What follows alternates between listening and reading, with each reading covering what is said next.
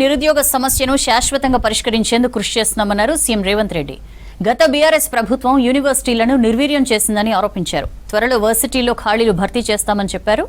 ప్రభుత్వ ఉద్యోగాలను భర్తీ చేస్తున్నామని కొందరు నేతలు ఉద్దేశపూర్వకంగా నిరుద్యోగుల్ని రెచ్చగొడుతున్నారని ఆరోపించారు సీఎం రేవంత్. నిరుద్యోగులు విద్యార్థుల ఉద్యమాలతో తెలంగాణ రాష్ట్రం వచ్చిందన్నారు సీఎం రేవంత్ రెడ్డి. తమ ప్రభుత్వం అధికారంలోకి వచ్చిన 3 నెలల్లోనే 30,000 ఉద్యోగ నియామకాలు చేపట్టిందని చెప్పారు. మరో 35,000 ఉద్యోగాలకు నోటిఫికేషన్లు ఇవ్వడం ద్వారా ప్రభుత్వ చిత్తశుద్ధిని నిరూపించుకుంటామని తెలిపారు. హైదరాబాద్ సెక్రటేరియట్లో రాజీవ్ గాంధీ సివిల్స్ అభయహస్తం పథకాన్ని ప్రారంభించారు సీఎం రేవంత్. ఈ స్కీమ్ కింద మెయిన్స్కు అర్హత సాధించిన 135 మంది అభ్యర్థులకు ₹1,00,000 చెక్కులు అందించారు. మెయిన్స్ లో ఉత్తీర్ణత పొందితే మరో ₹1,00,000 ఇస్తామని ప్రకటించారు.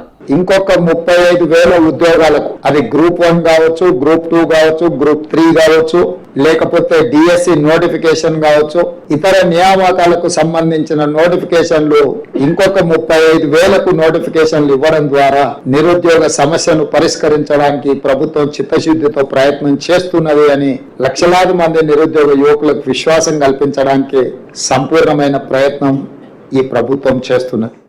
పోటీ పరీక్షలు పెడతామంటే కొందరు అడ్డుకునే పరిస్థితి ఉందని ఫైర్ అయ్యారు సీఎం రేవంత్ రెడ్డి. విద్యార్థులు అభ్యర్థులను రెచ్చగొట్టాలని కొందరు ప్లాన్ చేస్తున్నారన్నారు.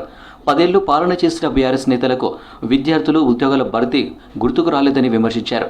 కొందరు విద్యార్థులతో రాజకీయం చేస్తున్నారని ఆగ్రహం వ్యక్తం చేశారు. అభ్యర్థులు వారి ట్రాప్లో పడొద్దన్నారు సీఎం. గతంలో 10 సంవత్సరాలు ప్రభుత్వం పరీక్షలు పెట్టట్లేదు, ఉద్యోగ అవకాశాలు ఇవ్వడం లేదు, ఉద్యోగ నియామకాలు చేపట్టడం లేదని పిల్లలు ధర్నాలు దీక్షలు చేశారు.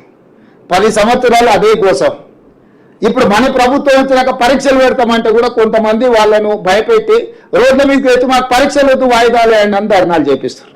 నేను ఎందుకు చెప్తున్నంటే కొంతమంది ఉద్దేశపూర్వకంగా విద్యార్థులను రెచ్చగొట్టడం ద్వారా రాజకీయ ప్రయోజనం పొందాలని ప్రయత్నం చేస్తున్నారు.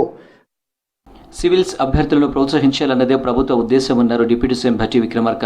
విద్యకు ప్రభుత్వం ఎక్కువ ప్రాధాన్యం ఇస్తుందని చెప్పారు. స్కిల్ యూనివర్సిటీతో యువతకు ఉపాధి కల్పిస్తామని తెలిపారు. తెలంగాణ యువత ఉన్నతంగా ఎదగాలన్నదే ప్రభుత్వ లక్ష్యమన్నారు మంత్రి పొన్నం.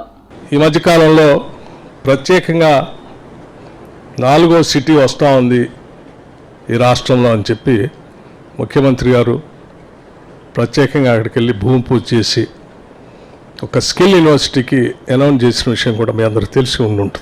ఈరోజు యూనివర్సిటీస్లో వస్తున్నటువంటి సిలబస్కి పరిశ్రమకు కావాల్సినటువంటి అవసరాలకి సంబంధం లేకుండా ముందుకు పోతా ఉంది. ఎప్పుడూ గౌరవ ముఖ్యమంత్రి గారు అది స్కూల్ నర్సరీ కాడి నుంచి ప్రతి చదివే విద్యార్థి కూడా అన్ని రకాలుగా సహకారం రాష్ట్ర ప్రభుత్వం నుంచి రావాలి.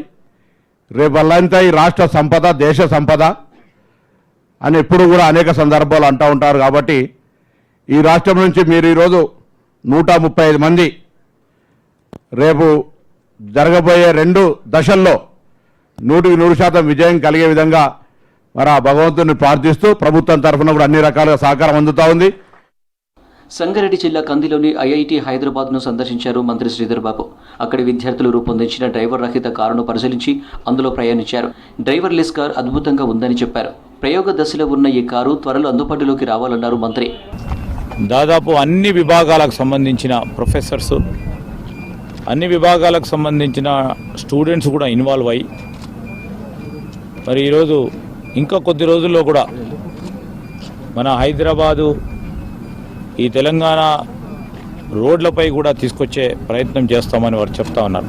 ట్రాఫిక్ ఇబ్బంది కాకుండా డ్రైవర్లెస్ వాహనం ఏ విధంగా ముందుకు తీసుకెళ్లే ప్రయత్నం చేయాలని ఆలోచన చేస్తూ రేపు ములుగు జిల్లాలో పర్యటించనున్నారు గవర్నర్ జిష్ణుదేవ్ వర్మ.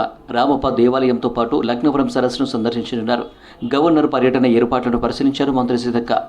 రుణమాఫీ కాని రైతుల వివరాల సేకరణకు ప్రభుత్వం దృష్టి పెట్టింది. ప్రత్యేక యాప్తో రేపటి నుంచి రుణమాఫీ సర్వే చేయనున్నారు వ్యవసాయ శాఖ అధికారులు.